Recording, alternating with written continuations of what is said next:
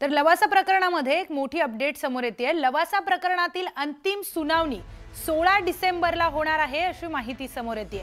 शरद पवार, अजित पवार, सुप्रिया सुळे आणि इतर अधिकाऱ्यांवर सीबीआय मार्फत चौकशी करून गुन्हे दाखल करण्याची याचिका आहे।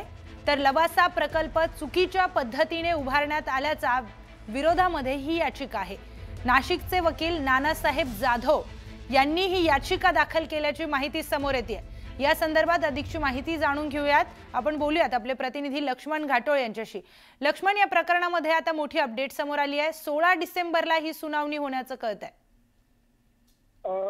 खरं तर या सगळ्या प्रकरणामध्ये यापूर्वीपासून हा सगळा वाद जो आहे तो पाहायला मिळतोय। लवासा प्रकरणाबाबत अनेक तक्रारी ज्या आहे त्या देखील प्राप्त झालेल्या होत्या आणि या सगळ्या तक्रारींच्या अनुषंगाने नाशिकमधील विधिज्ञ नानासाहेब जाधव यांनी मुंबई उच्च न्यायालयामध्ये एक याचिका दाखल केलेली आहे आणि या याचिकेमध्ये त्यांनी म्हटलेलं आहे की ज्या लवासा सिटी जी उभारण्यात आली, सिटी उभारत असताना अनेक परवानग्या घेण्यात आल्या आणि या परवानग्या बेकायदेशीरपणे मिळवल्या आणि इतकंच नाही तर पदाचा आणि सत्तेचा दुरुपयोग करून त्या ठिकाणी ही लवासा सिटी जी आहे ती उभारत असताना अधिकाऱ्यांना हाताशी धरण्यात आलं, अशा प्रकारचे वेगवेगळे आरोप या याचिकेमध्ये ठेवण्यात आलेले आहेत। आणि या सगळ्याच्या अनुषंगाने आता मुंबई उच्च न्यायालयामध्ये अजित पवार, सुप्रिया सुळे, शरद पवार आणि इतर जे अधिकारी आहेत यांच्या विरोधामध्ये सीबीआय मार्फत चौकशी व्हावी अशा प्रकारची मागणी करण्यात आलेली आहे। आणि याच मागणीच्या अनुषंगाने जी याचिका दाखल करण्यात आलेली आहे सीबीआय चौकशीची, त्याच्यावर अंतरिम सुनावणी जी आहे ती आता होणार आहे। आणि त्यामुळे या सुनावणीमध्ये नेमकं काय होतं,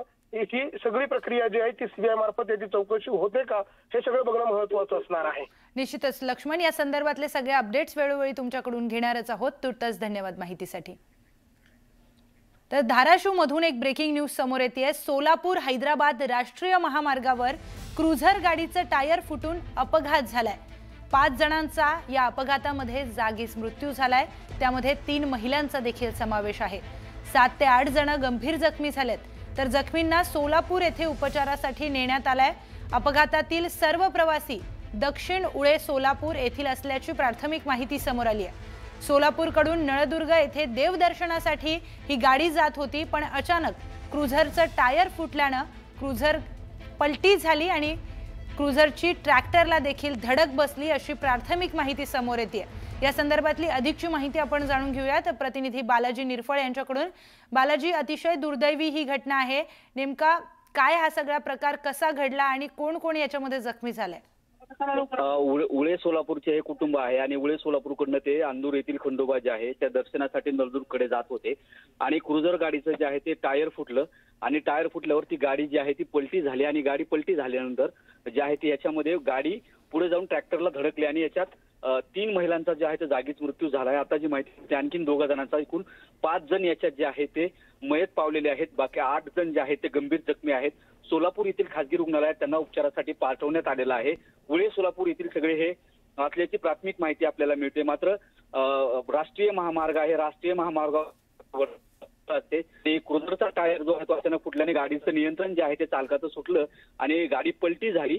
पलटी जाऊन पुढे उभा असलेल्या ट्रॅक्टरच्या ट्रॉलीला जी आहे ती गाडी जाऊन धडकली। याच्यामध्ये जे आहे ते दुर्दैवीपणे म्हणावं लागेल की 3 महिला जागीच गेलेल्या आहेत, 2 पुरुष त्याच्यामध्ये आणखीन मयत झाल्याची माहिती मिळत आहे। 8 जण आहेत। 8 जणांवरती आता जे आहे ते शासकीय रुग्णालयात खासगी रुग्णालयात जे सोलापूरच्या तिथे उपचार करण्यासाठी पाठवण्यात आलेला आहे। बरं बालाजी, या संदर्भातले अपडेट्स वेळोवेळी तुमच्याकडून घेणारच आहोत। त्यांच्या कुटुंबियांना माहिती अजून पोहोचवली आहे का, या सगळ्या गोष्टींचे अपडेट अजून घ्यायचे आहेत। या संदर्भात माहिती दिल्याबद्दल धन्यवाद।